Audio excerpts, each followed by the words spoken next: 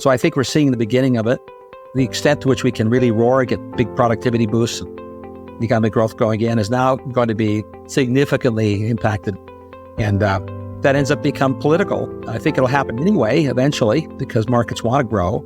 But it's also possible, again, as I wrote in the introduction, to Sovietize an economy. The Soviets did it, and they didn't grow very as much as we did in the 20th century. So I'm hoping and don't believe America will Sovietize its economy. We have somewhat constrained the growth, but not as much as the partisans on both sides would say or complain. Hence the economists' sort of surprise. We're surviving the predations of policymakers. Imagine spending an hour with the world's greatest traders. Imagine learning from their experiences, their successes, and their failures. Imagine no more. Welcome to Top Traders Unplugged, the place where you can learn from the best hedge fund managers in the world so you can take your manager due diligence or investment career to the next level. Before we begin today's conversation, remember to keep two things in mind. All the discussion we will have about investment performance is about the past, and past performance does not guarantee or even infer anything about future performance. Also understand that there's a significant risk of financial loss with all investment strategies, and you need to request and understand the specific risks from the investment manager about their product before you make investment decisions. Here's your host, veteran hedge fund manager, Niels Kaastrup Larsen. For me, the best part of my podcasting journey has been the opportunity to speak to a huge range of extraordinary people from all around the world. In this series, I have invited one of them, namely Kevin Coldiron, to host a series of in-depth conversations to help uncover and explain new ideas to make you a better investor. In the series, Kevin will be speaking to authors of new books and research papers to better understand the global economy and the dynamics that shape it, so that we can all successfully navigate the challenges within it. And with that, please welcome Kevin Coldiron. All right, thanks Niels, and welcome everyone. I'm really excited for today's show. It's going to shed light for all of us on what's been going on in the economy and where we're headed. Our guest is Mark Mills. He's the executive director of the National Center for Energy Analytics, and he's the author of the book, The Cloud Revolution, How the Convergence of New Technologies Will Unleash the Next Economic Boom in a Roaring 2020s. And if that sounds familiar, it should, because Mark was a guest on the show about 1 year ago. And if you've been listening to subsequent shows, you may have noticed that I keep referring back to his ideas. Oh, that's a prediction Mark Mills made. That's related to a technology Mark Mills was talking about. And his ideas seem so central to where the economy may be headed that I asked if he would come back on the show and refresh us on his thesis and kind of do like a 1 year check-in on how things have evolved relative to what he's expecting. So, Mark, thanks so much for agreeing to come back on the show, and welcome. Yeah, it's great to come back. Thank you again for the opportunity to promote the book, because if you spend time writing a book, as you know, you spend the next several years revisiting and promoting the Promethean lift that writing a book is. So thank you. Well, it's our pleasure. So maybe, can you start by just giving us a refresh of the kind of central thesis in your book about the convergence of these three, I don't know, technologies may not be the right word, or three areas of technology? Yeah, well, sure. I think in short, predicting the future, and I have excuse me, as you know, a long appendix in the book about forecasts and forecasters and their track record. But, as I said in the book, and as I've said in lots of lectures, we're all forecasters. We're always forecasting. It's how you plan, you live your life. You can remember the past if you're a historian, and if you have any memory. Forecasting is in our nature to think about the future, whether it's business, government, policy, or lives. Forecasting technology is a special subcase, but it impacts everything. As I write in my book, and as we know, if I state the obvious, there's nothing different about the world today and physically than 1,000 years ago or 10,000 years ago at the time of Neanderthal man. The same energy forces exist, the same materials exist, the same nature of nature exists.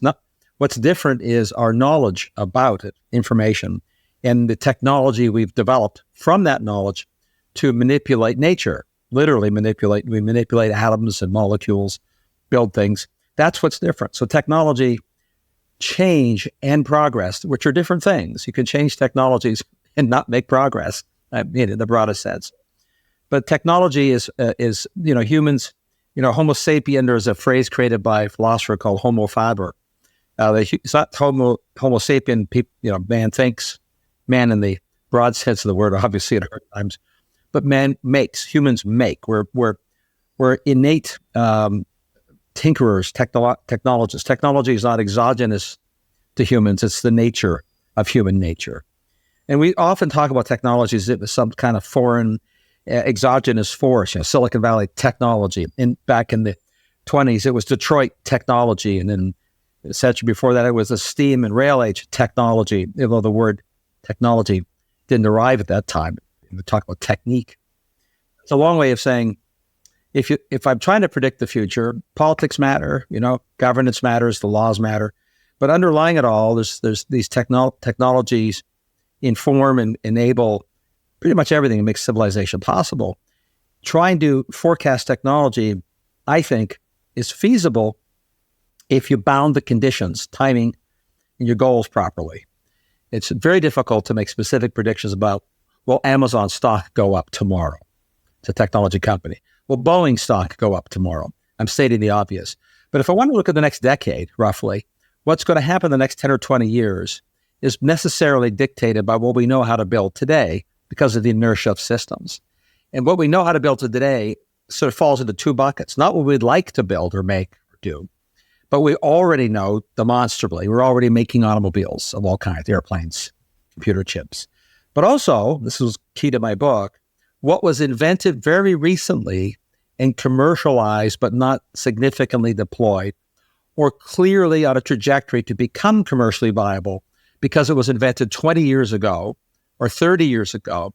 And then the overnight success, which every entrepreneur will tell you, the overnight success of 20 years of incremental engineering, improvement, and development leads to that inflection point where that new product, technology, service emerges suddenly on the market in the public conscious, like AI and ChatGPT, which was decades in development. And I didn't use the word ChatGPT in my book because it was a secret project, but I used the words artificial intelligence a lot in my book because it was an obvious vector to significant change. So I map out what's recently been invented and the implications of it in the book across the domains that are material science, the machines that we use to move and make things, and of course, things like the implications, not just in our economy broadly, but in job formation, the kind of work we'll have, the kind of education system, healthcare, and tourism, because entertainment is a central part of humanity. So the book's sort of broken into the categories of how do you forecast, making specific forecasts about machines and materials, which most people ignore. Materials are central to understanding what humans can build, whether we're using natural materials like leather and wood or synthetic materials that we invent and create, from polymers to pharmaceuticals to high-strength steels, all kinds of new classes of materials. So I map out what I contend as are predictable because I use the aphorism that Peter Drucker, the great management consultant, coined years ago. He only predicts what's already happened, right? So I remember that. I remember that from the book, and one thing that resonated was, and I think you just mentioned that you only talk about technologies that already exist, but are just, as you say, on the verge of becoming commercially viable, and that gives you more, I don't know, comfort is the right word, but yeah, comfort, I suppose, in making your predictions about the future. And so I think what you were saying is that there's things that are in that state in the dimension of information technology, materials technology, and machine technology, so that we've got these things that are about to burst on the scene in those three areas. And that convergence itself is, if not unique, it's not something we've seen in a very, very long time. Is that correct? Yeah. So you're answering the question properly that I should have answered first for you. Which is that big revolutions happen, really big revolutions, like the 1920s, the Roaring 20s. The reason we had this explosion of economic growth and change in life the 1920s onward, the next 80 years. And it doesn't mean growth doesn't bring wars. It's obviously that we're in the 20th century, but there is still growth underlying that. But if you have radical changes in the machines that exist or invented to move things and make things, simultaneous with radical inventions in information-related technologies, whether it's telegraph and telephone, television, you think of all the things in history, the printing press. And if that happens contemporaneously with revolutions in our knowledge, which is sort of the science information. So if you think about materials, machines, and information, you get revolutions in each of those individually over all of human history. But when you get big revolutions that are semi-independent simultaneously, which happened in the 1920s with air travel and the car, with the telephone and the telegraph, and of course the advent of pharmaceuticals and steel, ice-chain steel, those three revolutions that sort of typify the change then. They happen simultaneously. They're different domains. We have the same thing happening now, I contend. The cloud itself as an information tool is the biggest infrastructure ever built by humans, and it's just at the end of the beginning, not the beginning of the end of its expansion. Combined with AI, which I pointed out in the book, was now maturing to a point of high utility. It would become something that people talk about, which we are now. Material sciences are also advancing, even though it gets less of the clickbait attention. There's really remarkable advances in biological material sciences and physical material sciences. And of course, the machines that we use to make things and move people are also undergoing contemporaneous revolution. That would fall in the category of the kinds of machines that are used to make microprocessors and semiconductors, of course, and to manufacture things like biological materials that are unique, but also things like automation and robots. We're at an inflection point in the automation, robotics, that's as big, I contend, as the inflection point with the advent of the car. Okay, so maybe we can start looking at how things have evolved since our first conversation, and maybe the area that's got by far the most visibility is information technology, AI, of your three areas. So maybe we start with our check-in there. Your book and our conversation was the first time I had heard or it had been made clear to me about some potential limitations on AI. And the first was how power hungry it is. And, you said, hey, we're not just going to be able to roll out AI across the economy without there being a big knock-on effect in power consumption. And that's exactly what we've seen. I was just looking yesterday, Bloomberg posted a piece about the growth of data centers in Texas, the strain it's putting on the grid there. They're saying they might have to double the energy, generation there in 5 years to support all this. So I guess I've got a number of questions. Number one is, has the scale of the power increase that we've seen been surprising to you on either side, on the upside or the downside? And do you have a view of, what that demand might look like going forward? Again, could it be even much greater than we're already seeing or expecting? No surprises. So about a decade ago, I published a study which was provocatively titled "The Cloud Begins with Coal," and forecast the likely demand for electricity for electric vehicles in 2024 and for the cloud. And my forecasts were pretty good, not because I'm a genius, but because, as I said at the outset, some things are predictable because the nature of inertia in systems, how fast you can build things, is sort of relatively well established. And also the nature of the physics of the engineering of things, including their energy use, is relatively well established and doesn't change quickly. There are trajectories that are well known and bounded by the physics and engineering of what you know how to build. You get discontinuities over long periods of time, but you don't in a decade. Very, very rare. So no, it's not surprising where we are. Maybe, I guess you could say it's always a surprise, but not surprising simultaneously. Once people become aware of something like AI, then you get the stock market reaction, which we've seen on specific stocks, tech stocks like NVIDIA, Amazon's, AWS, their cloud service, Microsoft, and others.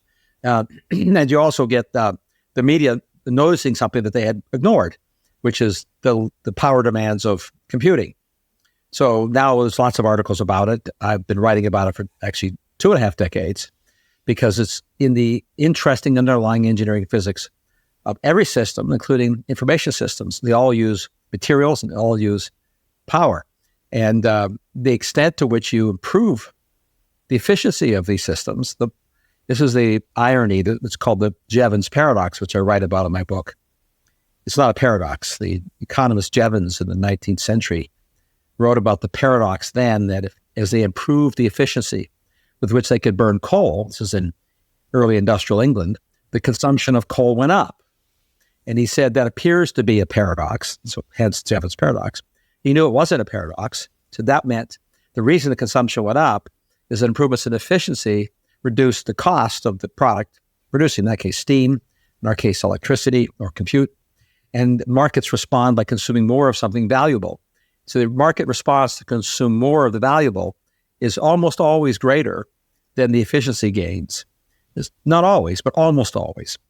Obviously, all things have asymptotes and limits. But so it's that way of explanation. What you have now is a little bit of misdirection. So now the hype is that AI is consuming all the electricity. Well, that's a little bit of an exaggeration.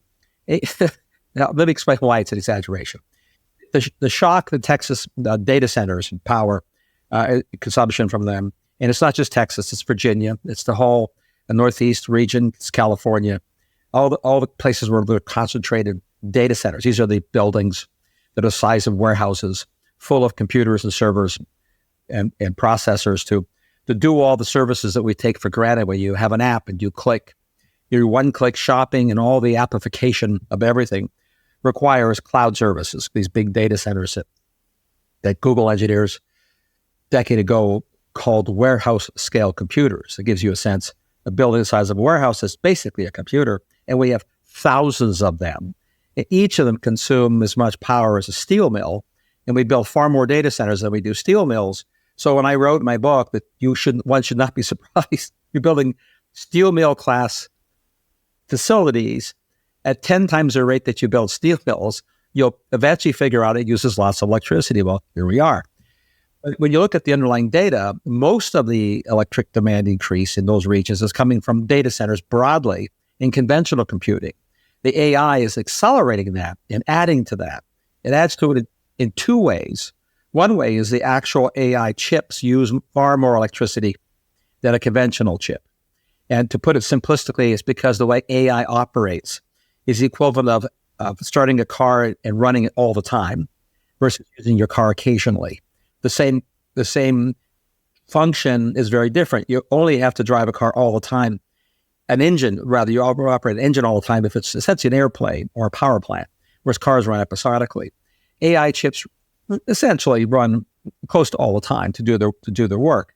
So they consume more electricity. They're inherently bigger consumers than our conventional logic chips that do, spreadsheets, let's say, or store pictures. So that feature accelerates the electric demand, but also because AI increases the value of conventional data, you want to collect more data.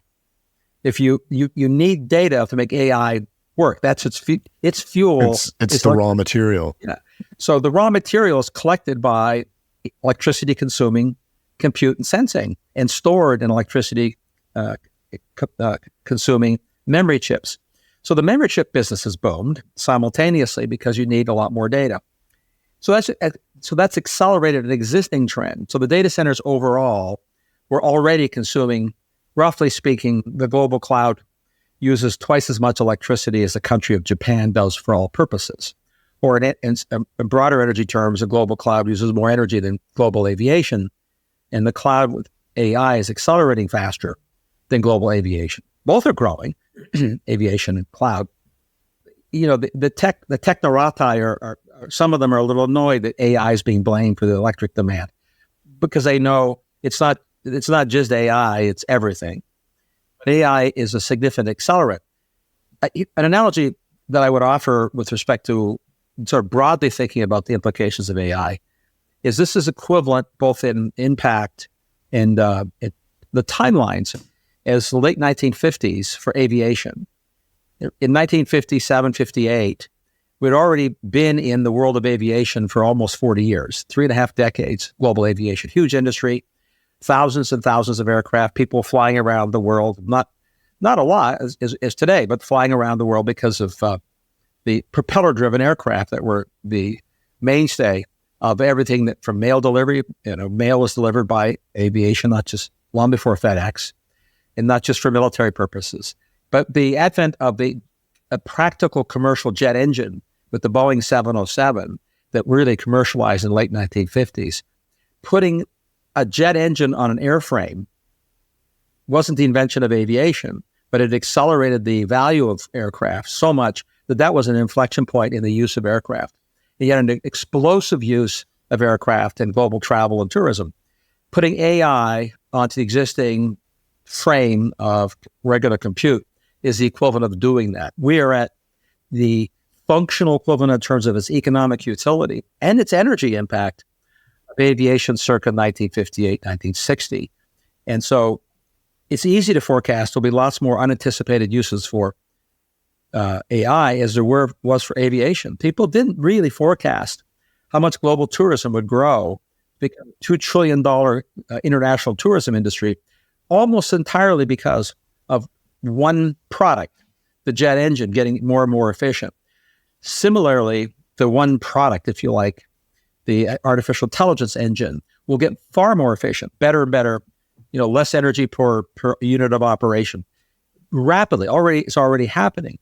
That's going to accelerate its utility and accelerate the energy use for global compute and global cloud. So so that there's a couple of things embedded in there, but I guess part of what I had been thinking about just observing this is that the increase in power consumption, and then the increase in cost of that power might serve as a kind of brake in terms of AI's ability to be rolled out and have the kind of productivity effects that you are anticipating. Do you see that as correct, or will the offsetting efficiency gains be, enough of a counter to mean that the cost, the increase in cost won't be enough to make it a break? If you understand my question. Yeah, I get it. Yeah. So it's sort of, there are two related issues, but your instincts that there'll be efficiency gains are correct. Just in the last decade, several of the preeminent AI chip makers, including NVIDIA, AMD, and others, and Intel, which makes AI chips as well, have had huge improvements in their efficiency, like their energy efficiency. And it's going to keep happening. I mean, but to put that in context, it's just be clear, I'll say it again, that will lead to more energy consumption, not less. So then we're back to, is that going to be a constraint? Yeah. No, the short answer is no, unless we're really stupid. I mean, so no one got together in government in 1958 and said, will the availability of aviation fuel constrain a global air travel? What was going on then is the markets responded to produce the fuel, and it produced adequate fuel at actually declining prices, or you could at least say stable prices, absent the later price run up from the oil embargo and those kinds of things. But so global aviation efficiency more than tripled from those. I mean, it's 1/3 as much fuel per passenger mile compared to the early days. So this is quite remarkable for big machines. Compute gets better much faster than that. You get threefold gains in efficiency, literally every couple cycles, every year or two. But you get the demand increase is faster in compute than it is in aviation. So what will happen in the future, this is back to my basic thesis, is what's happened in the past with respect to the efficiency part. So marked from, let's say, roughly the early days of computing, the energy efficiency of modern compute is 1 billion times, just rough terms, billion times better. So, or put differently, that means the smartphone, its compute function that you use, everybody listening uses, billions of people use, its compute function, one smartphone, if it operated at the energy efficiency of early computing, 1980s, would use as much electricity as a skyscraper. Obviously, there'd never be any smartphones, but now that there's billions of them, they collectively use a lot of electricity, even though they're 1 billion times more efficient in compute terms. AI will follow the same trajectory. I fully expect it to get not just a fivefold, tenfold. I would confidently predict over the coming decades it'll get 1 million times more energy efficient, and we'll use more electricity to use AI because the demand for data will go up billions of times, 1,000-fold more than the efficiency gains over time. So that's an important predicate because it reinforces your suspicion that, and worry, or however you want to phrase it, that, will having enough electricity be a constraint? And yes, it will be if we're stupid. And that is, it's stupid in the sense of constraining the ability of markets to supply the electricity. Technologists and engineers can certainly supply enough electricity in an affordable way to meet those demands. Because even though AI and compute are now the fastest growing source of new demand, they're still, depending how you measure it, let's just say the broad compute industry is sort of order of magnitude 10% of all electricity demands. And demands for air conditioning keep going up. Demands for lighting are still going up despite incredible efficiency gains. Demands for electric transportation are going to go up. Demands for electricity to make AI chips, make chip fabs, will go up because we'll have to make more chips. All those things together are bigger demands for electricity than AI. So if we constrain AI, we'll have to constrain the whole economy. Because if you constrain, it's not just because AI's utility for the economy, is if we constrain the electricity to supply AI, we've by definition constrained electricity for everything else. Everything needs electricity. So that's why I would say it's a forecast. This is not a science forecast. It's a behavioral forecast. We're not going to do that.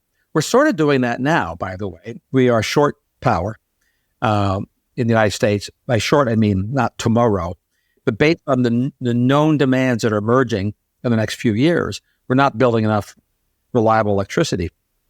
That could be rectified, and it's not going to be rectified by building nuclear power plants because we can't build those fast enough, and it's not going to be rectified by building more windmills, although we're going to do that too, because they can't provide enough reliable electricity. Data centers run 24/7, not episodically, and it's not going to be rectified by building more batteries because batteries are an incredibly expensive way to store electricity at those scales. Those can be rectified with what we know how to do, which is sort of the thesis of my book, which is build what we know how to build. And the short answer for that is we'll be building lots more natural gas-fired combustion turbines and combustion engines that consume natural gas because we functionally have an unlimited supply of natural gas. It's very inexpensive, in fact, crazy cheap. Sort of in oil terms, natural gas costs like $20 a barrel of oil when the price of oil is clearing at 60 to 80. So it's crazy cheap, crazy abundant. We know how to build the machines that can make the electricity. And so I would make the prediction, and this is more of a social political prediction, we'll build them. And we'll fuel the economic revolution that AI offers and fuel the electricity we need for the chip plants and for our EVs. That's what will happen. We could constrain our ability to do that politically, which we're doing in many states now. But I think both citizens and markets will ultimately redound to what's possible and rational. Along the way, we may temporarily constrain some growth some places. Well, I appreciate that. And I think that's, obviously, in an ideal world, we wouldn't be building or burning more, fossil fuels, but also as fossil fuels go, natural gas is, the by far cleaner than certainly coal and oil. So I wonder if we could pivot and talk about kind of the second area, materials, which is obviously all these areas are interrelated. Materials are, as you say, they're intimately connected to our ability to grow the cloud. Actually, my last guest on the show was Ernest Scheider, who wrote the book The War Below, which I know you've reviewed. And his book is important, I think, because it highlights this tension between the desire to extract the minerals and metals needed for renewable energy and the environmental impact those projects have, right? And I wanted to ask you some questions about that. My understanding is, if we want to get at, say, lithium or copper, or the, other rare earths, we can get them through mining. We can recover them from secondary sources like recycling. or there's a, kind of extraction from unconventional sources, industrial waste, et cetera. And my question, I guess, to you is, how important are the second and third sources likely to be? How important can they be given the scale of what we, I don't know, need is maybe not the right word, or what we're going to do in terms of renewables? Well, that give you the short answer, but will sound facetious. Functionally irrelevant, almost entirely irrelevant. Doesn't mean that it's not important, and doesn't mean that there isn't going to be more of it done. But recycling, capturing from waste and secondary sources is trivial quantities for a very, very long time. Before I explain why, it's just like, again, this is just a sort of arithmetic fact, not a political policy opinion. People get confused at the difference. When I tell somebody, you lamented that we'll be burning hydrocarbons for a long time. Okay, we are. And the reason we are is because there are no viable replacements in sight, no matter what the clickbait articles say. And all of the money that's been spent to date, and this again is just statistical reality, the Western world spent trillions of dollars trying to avoid the use of hydrocarbons, using wind, solar, batteries, ethanol, biodiesel, pick your laundry list, but that's the principal ones. And so what's happened is the world's consumption of hydrocarbons over the last few decades of all that effort has increased. It's increased by a quantity equal to the addition of 6 Saudi Arabia's worth of oil production. It's a lot. And so it's oil, gas, and coal. They've all increased. And their share of world energy supply is only decreased by 2 percentage points, 20 years. So the bigger pie and the slightly smaller share, despite massive spending and mandates and those kinds of things. And in fact, as a point of reference, the burning of wood globally supplies more to the global energy by a factor of 3 times more energy from burning wood than all the world's windmills and solar panels combined. So wind and solar and batteries are a long way away from being significant in terms of replacing global energy needs. EVs, which are quite accelerating in their demand, although hitting some practical breaks now, is a share of all vehicles on the road at about 1% today. Getting to half of all vehicles on the road as EVs in the near future, I would say, is functionally impossible because we're not mining enough copper and aren't planning to. But even if you did, that would displace less than 10% of world oil demand. So the numerical framing of this is important because a lot of my forecasts are not based on what I'd like to have happen. Ideal world, we'd have what I, facetiously had called and others unobtainium, infinitely dense, infinitely cheap, no impact material that provides energy. Doesn't exist. But the reason that's important is that when you look at how economies function, and I do a fair bit on energy in my book, because you don't get materials, you don't build things without materials. There is nothing in society, no product or service that exists that didn't start with a mine somewhere. The only things that are like that are in primitive societies where it doesn't start with a mine, it starts with an animal.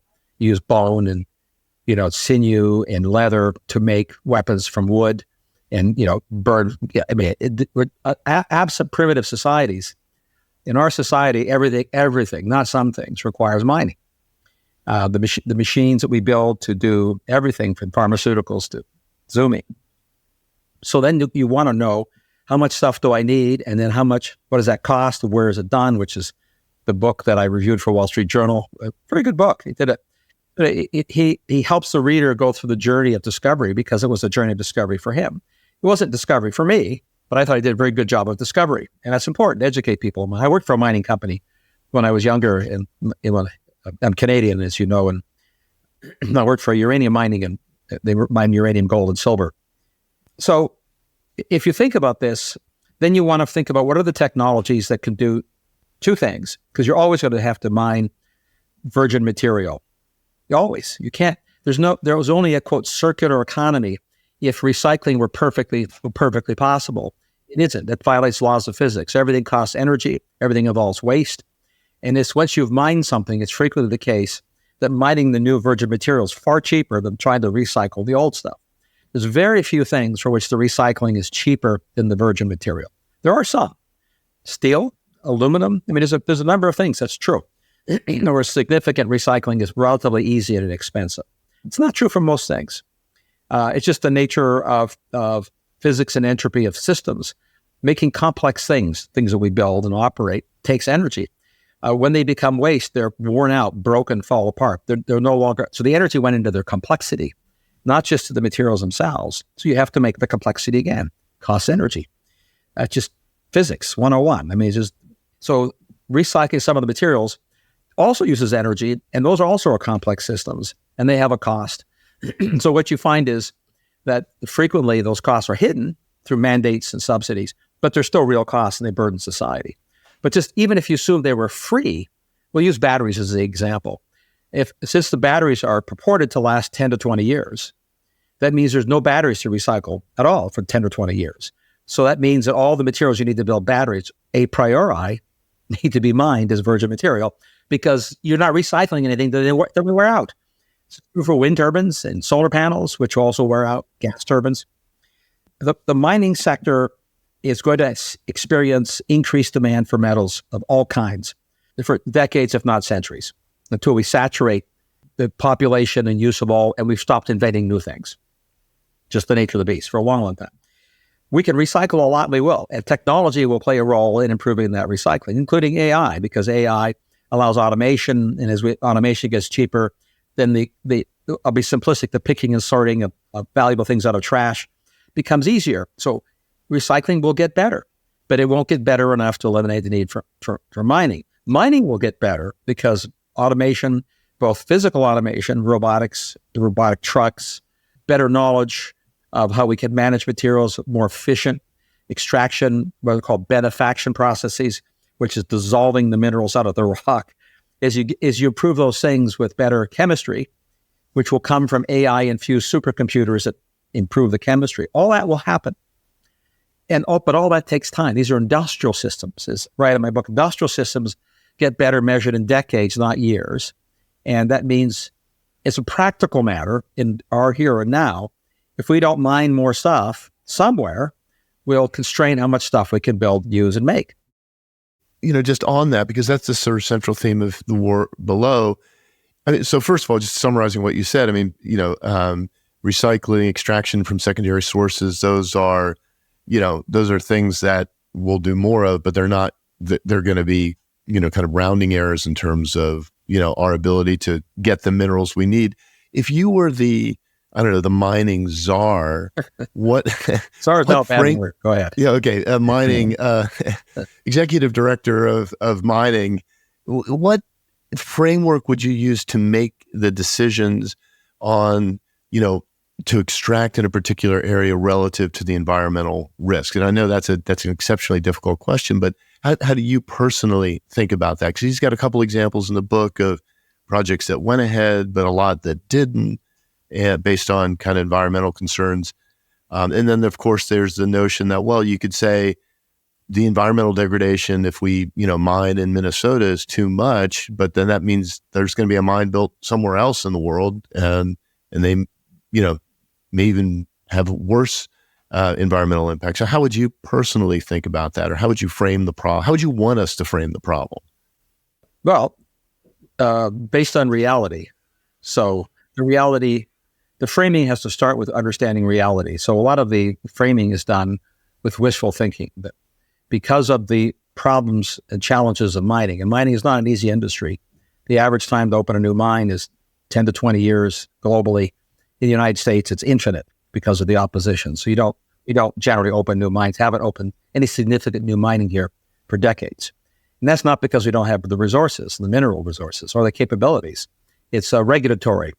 There are policies. We've chased mining out of the United States. It didn't leave voluntarily. That is net new mining.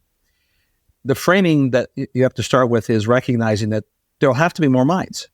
And this wishful thinking, this sort of chimerical, almost infantile thinking that we can recycle our way into a circular economy that doesn't require new mining is morally and economically naive and destructive. But that's where a lot of the framing starts. Bad framing. Doesn't say you shouldn't recycle. Be cautious. So the framing matters. The idea that it's morally acceptable to constrain the use of materials which have high economic and moral value to people using the products and services of the machines that are built from the materials, is also a framing problem. Because many of the people who oppose mines are essentially degrowthers. They want the world to use less stuff. They're honest about that. I am firmly on the other side of that equation. I'm not a degrowther, I'm a pro-growther.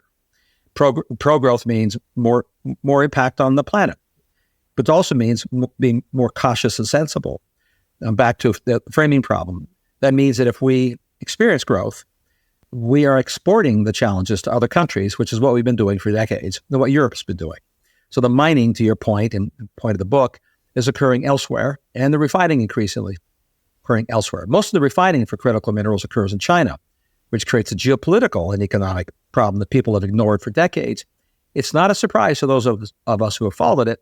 That's exactly what we knew was happening because it was what was going on transparently. The Chinese did not keep this a secret, that they were expanding their lithium, copper, aluminum refining industries, right? All the critical minerals, neodymium, praseodymium, all the things that go into the magic technologies. So that's a long answer to say the framing matters, because you can't get to a sensible policy if you start with the wrong framing. Acknowledge growth is good. Growth requires more materials. You want to extract them in the most benign way possible inside of reality. And personally, I'd rather have the extraction happen here. That'd be my preference in refining. Not all of it. I mean, I'm an Adam Smith fan. You know, the economies of trade are great. But right now we've done the inverse. We're doing none of, on the margin, we're doing none of the new net stuff. So we should do much more of it. But that requires then being much more realistic about why mines don't open here. You can't subsidize them into existence, because even if you hand out money, which is sort of the typical reflex of policymakers, or hand out subsidies, but you don't change the regulatory environment, so it takes 20 years or 30 years to open a mine rather than, say, 7, you're not going to do it where it takes 20 or 30 years. You're going to go where it takes 5 to 7, which is sub-Saharan Africa or South America. To some extent in Canada, certainly Russia. Russia is, most people know that follow this industry, one of the big mining provinces for the world. And they probably, might argue, are a little less cautious about environmental protection than we might be. They're not destroying their environment. They're not eager to do that, but they're arguably less cautious. Certainly in Africa, there's a lot of horror stories and things like child labor, which another book I reviewed called Cobalt Red, which focused purely on cobalt, documented that there is a very significant share of child labor in hand mining cobalt in the sub-Saharan Congo. So you have to frame it right and be honest about the data and the facts. And then once you framed it right, you might arrive at policies that are sensible. They'd have to be different than today if you want to ameliorate those situations. You have to also be realistic and honest instead of naive. So, for example, as I'm sure your previous guest knows, and anybody who studied the mining industry, genuflecting to standards that we try to impose on foreign nations, to saying, well, we're not going to buy your nickel unless you meet our standards. Two things will happen. You won't get their nickel, or they'll pretend they're meeting your standards and they'll lie and cheat, or both, in varying degrees happen, which has, again, been documented. I'm not saying that as a matter of invective, it's just a practical effect. You have to be very realistic and cautious about how you can go about imposing our standards.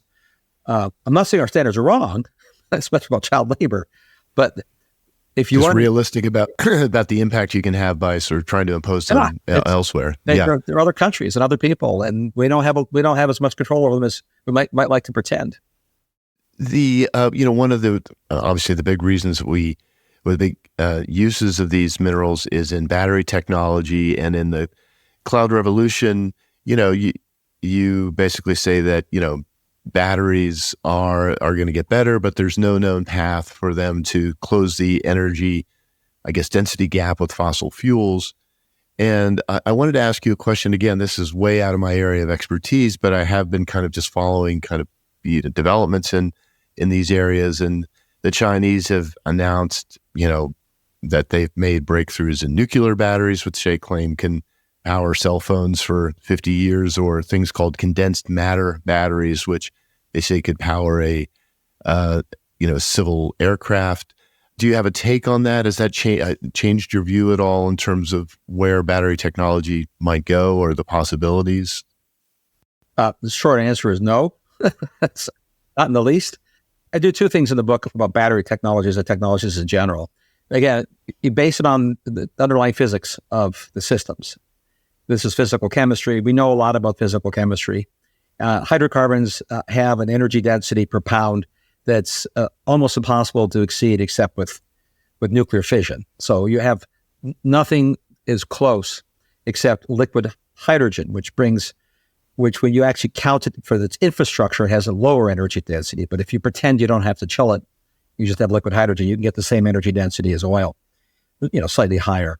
But you can store oil in a steel tank. You have to store hydrogen as liquid, as you know, in a massive supercooled vessel, which also just by definition means it's not as energy dense. So lithium, the inherent lithium chemistry, the underlying energetics of lithiated chemicals compared to hydrocarbons, there's a gap that is the hydrocarbons' inherent chemical advantage, depending on how you want to measure, but let's do it in pounds because that's what matters for moving vehicles, cars, and airplanes, is a difference of about 30 to 50-fold, depending on the underlying lithium chemistry you use. So let's just use a 30-fold. That's not 30% denser. It's 30-fold denser, which means you have 30 times less weight in the fuel to move the same ton mile in the ground or in the air. That gap's not going to get closed by waving hands and clickbaiting. Doesn't matter what as built batteries, the gap is much bigger, by the way. The as deployed hydrocarbon system can only use, roughly speaking, half of the energy in the hydrocarbons in an efficient engine. And the lithiated chemistry, they're using about 1/10. So that would tell you that the batteries can get a lot better yet. But even if they get 2 to 3 or 4 times better, and they will, there's still going to be a factor of 20 to 30 worse than storing hydrocarbons. That's built into the physical chemistry of the atoms of the universe we live in. So then you see clickbait about, use nuclear batteries. Well, we built nuclear batteries for a very long time. They're not really batteries. It's a misnomer. This use of they're not chemical batteries, but use radioisotope, radioactive materials, which emit radiation that cause heat, and you can do the equivalent of a photovoltaic cell with the radioactivity. You can convert that to electricity. They last a very, very long time. They have very, very low energy density. So they're very useful for very low powers for very long periods of time. On spacecraft, for example. And eventually I think they'll show up in sensors and maybe smartphones one day, although I'm not so sure it'll be easy to get regulatory approval for a nuclear battery in a phone. The condensed matter and all this other clickbait on magical new chemistries, I would just say it is not crazy to think there'll be an invention as consequential as lithium chemistry. But again, as I pointed out in the book, the timeline between that invention being valid and the commercial product is about 3 decades. So lithium chemistry discovered in the mid-1970s, Exxon, first batteries in the 1990s, the first useful batteries around 2010. So that's a long. So these are not things that are going to be impacting our economy in the foreseeable future, no. Even if there's something there. Right.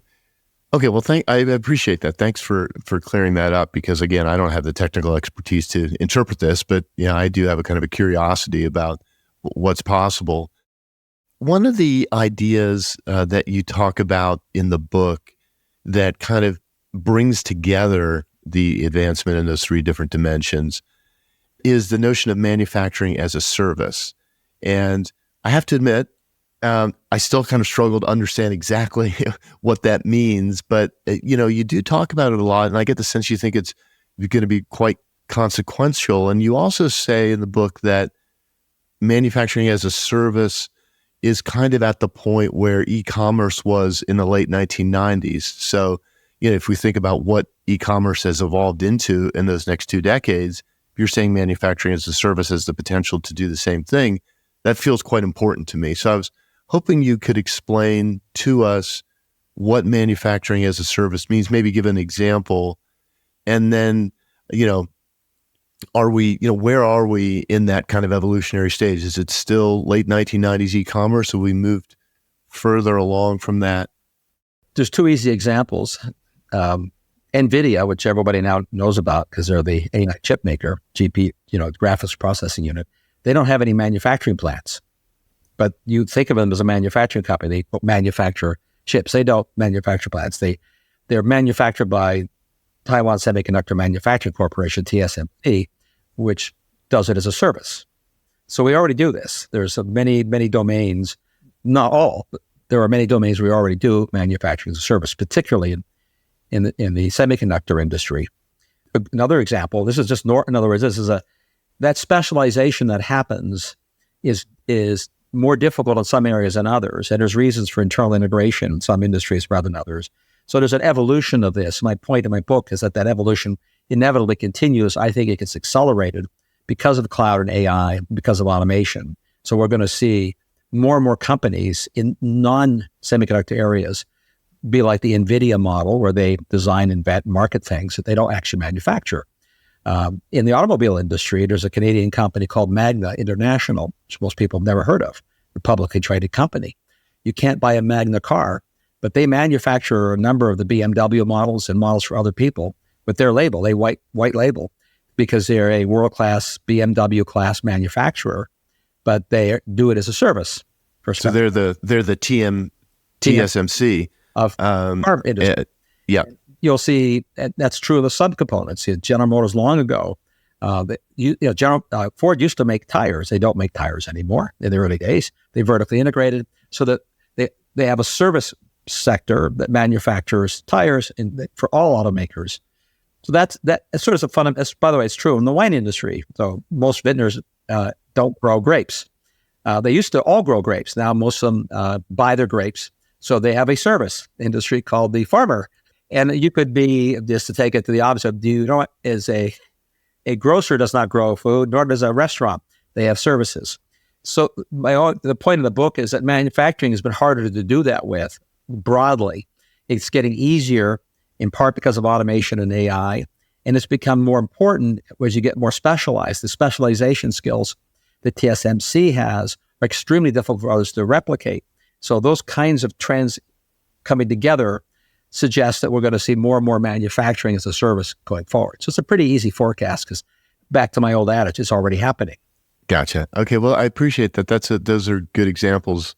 I think I'll use the wine example going forward when I have to explain it, because I think everyone can relate to that. But so, with TSMC, obviously we've run into this kind of Chris Miller calls, I think it's choke points. So. And what he means by that is economies of scale means that, you end up with, in TSMC's case, one company that can manufacture these ultra complex chips. Is that, if we take your view, are we in for a world where there's going to be those kind of choke points across multiple industries? The potential, I'm just thinking kind of in terms of sort of vulnerabilities to supply chains and things like that. Well, the short answer is no and yes. In the short term, that always happens. People get very, very good, and the ones that get very, very... Amazon is the choke point in global cloud. They're the biggest single cloud provider. They have twice the market share of anybody that's even second place. But they're globally in all cloud for cloud service. I think they're around 20% of global cloud. TSMC is a share of global semiconductor manufacturing. Are below 20%, but in the high-end chips, they utterly dominate at the moment. That's, you get choke points in oil. I mean, infamously or famously, the 73 oil embargo, because OPEC had far more dominance then than they do today. The United States changed that because we're the largest oil producer in the world now. So it took time, though. It took a couple decades to change that choke point. So back to my timeline trajectories. It's inevitable in markets when new things emerge. Some people get better at it than others. They get economies of scale, but not just that. They get market economies of scale. They get experiential scale. They get brand scale. All these things come into play. Then invariably, if it's a big market and it's a lot of money involved, other players want a piece of it and start invading with innovation. So history has lots of examples where the leader loses their lead. And if they get arrogant, IBM was the choke point of computing in 1980. They had 60% market share in global computing. 60%, pretty big. They don't now. But it took a long time for that to change, many decades. So in the short term, these are important geopolitical economic factors. In the longer term, let's say the 2 decades that I'm looking at in my book, I think we'll see a lot of competition, a lot of evolution, a lot of new things will become as important. Invariably, the leading edge stuff becomes trailing edge. I mean, that's just the nature of the beast. And other guys start making the trailing edge stuff, and different people make the leading edge. So yes, choke points are normal. You do worry about them. And if you're in the geopolitics game or your supply chain responsibility for a specific business, you want to find out where your choke points are in your supply chain, how you can get insulation from that and optionality. In some cases, you can't. I mean, in short time frames. So then that creates a risk you just have to plan for, but you can't eliminate. So that's whether it's a country or a company. But yeah, TSMC has a phenomenal market dominance. What they're doing, which is wise, is that they're building factories a lot of other places, both to protect the physical vulnerability of a choke point, but also to address the political vulnerability of being dominant by building factories in countries that consume your products. Yeah. We're going to wrap up here. Maybe one final question, probably a little unfair, but what the heck, I'll throw it out there. You talk about, the title of your book is The Roaring 2020s, and a question that a lot of economists have had over the last couple of years is, wow, the economy is a lot more robust than we thought. We've raised interest rates to 0 to 5% in 18 months, and the economy didn't crash. It continues to do well. Do you feel that, part of that is the underlying dynamic you're describing in your book starting to feed through into the economy? It's so, and if that's correct, then maybe we could be in for, continued surprising strength in economic growth. So the one thing that won't be surprising, but will be surprising when it happens when other wars break out. So I point out in my book, I'm not a Pollyanna. Wars are exogenous events that can really slow and destroy growth. Political wars and physical wars. So I'm not, but setting that aside, it's a lot to set aside because you can't predict them. You really can't. I think we're at a period that's similar to the 1990s where was a famous line, we can see computers everywhere except in the productivity statistics. And that was valid because it was hard to measure their effect, but it was clearly beginning to have an effect. That's where we are with next generation technology compute. It's hard to tease it out. There are data supporting the contention that a lot of the resilience in the economy, in fact, is coming from AI and cloud. Clearly, as you probably know from my writings, I completely opposed the crazy universal shutdowns, thought it was insane, huge destruction of the economy. Setting aside the reasons for doing it, the obvious pandemic, that was not the right response. But the fact that it didn't utterly destroy the world's economies, it set them back, we're still recovering, was entirely a result of technology and the cloud, the resilience from obviously remote work and all that. Those things, people had to go to work, still had to go to work to make water pumps work and food. But the other parts of the economy functioned far better than they could ever have done before. So that resilience might be a good example that was impossible 20 years earlier. But there's a lot more examples like that are already interstitial in businesses and the economy. So I think we're seeing the beginning of it. The extent to which we can really roar, get big productivity boosts, economic growth going again is now going to be significantly impacted, again, by politics and policy, the extent to which you can strain it in ways that are inappropriate, in the ways which you unleash it. And, that ends up become political. I think it'll happen anyway, eventually, because markets want to grow. But it's also possible, again, as I wrote in the introduction, to Sovietize an economy. The Soviets did it, and they didn't grow as much as we did in the 20th century. So I'm hoping and don't believe America will Sovietize its economy. We have somewhat constrained the growth, but not as much as the partisans on both sides would say or complain. Hence the economists' sort of surprise. We're surviving the predations of policymakers. Well, let's hope we continue to survive them. Listen, Mark, this has been a tremendous conversation. The book is called The Cloud Revolution: How the Convergence of New Technologies Will Unleash the Next Economic Boom in a Roaring 2020s. I highly recommend it. So please go out and make sure you follow Mark's work, because you can tell from today's conversation, some of these ideas, many of them are not being discussed properly on mainstream media. So from all of us here at Top Traders Unplugged, thank you for spending time with us today, and we look forward to be being back with you next week as our conversations continue. Thanks for listening to Top Traders Unplugged. If you feel you learned something of value from today's episode, the best way to stay updated is to go on over to iTunes and subscribe to the show so that you'll be sure to get all the new episodes as they're released. We have some amazing guests lined up for you, and to ensure our show continues to grow, please leave us an honest rating and review in iTunes. It only takes a minute, and it's the best way to show us you love the podcast. We'll see you next time on Top Traders Unplugged.